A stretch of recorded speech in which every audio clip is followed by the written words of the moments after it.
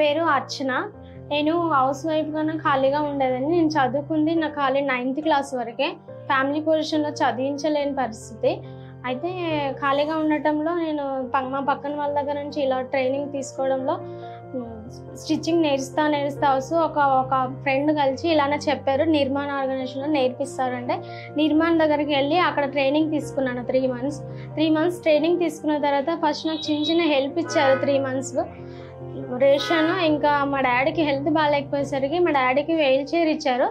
అయితే ఆ తర్వాత నేను కొద్దిగా నేర్చుకొని కొంచెం డెవలప్ అయినాను. ఇక తర్వాత నుంచి కూడా ఇంకా నేను అక్కడ నుంచి ఆర్డర్స్ కుట్టాను. ఆ తర్వాత షర్ట్స్ అవి చిన్నవి బెడ్షీట్స్ అట్లా కుట్టడం ద్వారా తర్వాత ఈడీపీలో జాయిన్ అయ్యాను. ఈడీపీలో జాయిన్ అయిన తర్వాత నాకు ఇంకా కొంచెం ట్రైనింగ్ అనేది బాగా అర్థమైంది.